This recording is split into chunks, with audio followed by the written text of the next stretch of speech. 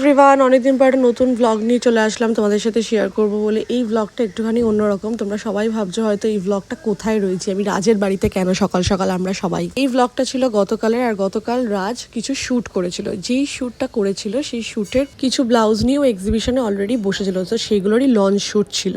গতকাল ওয়েদারটা ভালো ছিল ঠিকই, বাট প্রচন্ড হাওয়া দিচ্ছিল। যেই প্ল্যানিং করে কাপড়গুলো মেলে শ্যুট করবো ভেবেছিলাম, প্রচন্ড হাওয়া দেওয়ার ফলে আবার জায়গাটা চেঞ্জ করতে হলো ছাদের মধ্যেই। আমরা শ্যুটটা প্রায় শুরু করেছিলাম ভোরবেলায় বলা চলে। ফার্স্টে মেকআপ হয়েছিল, মেকআপ হওয়ার পর শুট হয়েছিল ছাদে। আর সব থেকে বড় জিনিস হচ্ছে, ছাদে যখন আমরা শুট করি তখন প্রায় রোদ উঠছে করছে। আমরা প্রায় উপর থেকে 9টার মধ্যে নেমে যাই, আর পাশে ঝুমা বৌদি থাকে ওর ফ্ল্যাটে। তো ঝুমা বৌদি এসে আমাদের একটুখানি কফি দিয়ে গেল, অত সকালবেলা মানে সবাই মিলে কাজ করছি তাই। মাঝখানে আমি আর ময়ূরাক্ষী একটুখানি বেরিয়েছিলাম ম্যাগি কিনতে যাওয়ার জন্য। ব্রেকফাস্ট করতে হবে সবার জন্য, তো আমি একটুখানি ব্লগ করতেও গেছি প্লাস হেল্প করতেও গেছি। তার মধ্যে আমরা গাজর কিনেছি। তো এটা একটা গল্প আছে হেভি হাসির। সেটা হচ্ছে পকেটে পড়ে আছে প্রায় শুধু 10 টাকা, আর গাজর নিতে হবে। আমরা জানতাম না রাজের বাড়িতে অলরেডি গাজর আছে যে, তো যার কাছ থেকে গাজর নিয়েছি সেই সবজি এলাকায় আমরা বলছি একটা গাজর পাওয়া যাবে 10 টাকা। সে দিতে নারাজ, তাও এমন শুকিয়ে মুখটা করে বলেছি যে সে দিয়েই দিল 10 টাকায় একটা গাজর। তারপর এখানে ঢুকছি যখন রাজের ফ্ল্যাটে, আবার হাসাহাসি করছিলাম যে ময়ূরাক্ষী একটা যে ছাতা ইউজ করে সেই ছাতার কভারটা হচ্ছে গাজর। তো একটা আসল গাজর একটা নকল গাজর। আমরা ফ্ল্যাটে ফিরে দেখলাম অলরেডি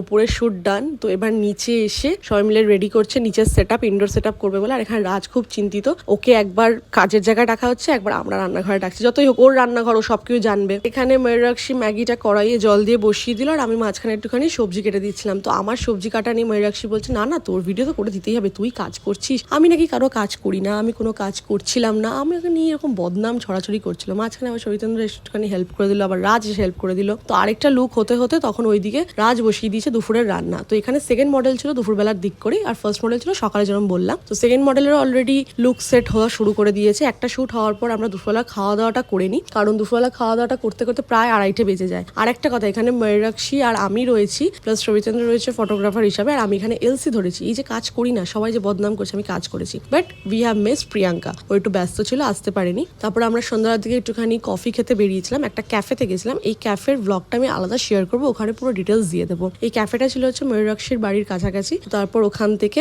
4 জন বেরিয়ে পড়ি ময়ূরাক্ষীকে বাড়ি নামানোর জন্য। তো ময়ূরাক্ষী বাড়িতে নামার পর আমাদেরকে জড়িয়ে ধরলো, আবার কবে দেখা হবে দেখা যাক। তো ও 2-in-1 কাজ সারলো। তো ফেরার সময় এত রাস্তায় জ্যাম পেয়েছি, গরমে এক্সস্ট হয়ে গেছি। তার মধ্যে ওদের কফি খেয়ে মন ভরেনি, ওরা আবার চা খেতে এসেছে যাদবপুর 8B-তে, মানে ফেরার পথে, কারণ ওদের কফি খেয়ে মন ভরেনি তাই জন্য। আর ফেরার পথে এত ভিড় ছিল, জ্যাম লেগে গেছিল, এক্সস্ট হয়ে গেছিলাম আমরা। আমি তারপর একটু সুইট কর্ন নিয়ে বাড়ি আসি, বাড়ি ফিরে রাজের সাথে আবার বেরোই ময়লা ফেলতে। ওর বাড়িতে এত ময়লা জমে গেছিল। তো তারপরে একটা টাটা গ্লুকো নিয়ে বাড়ি আসি। তো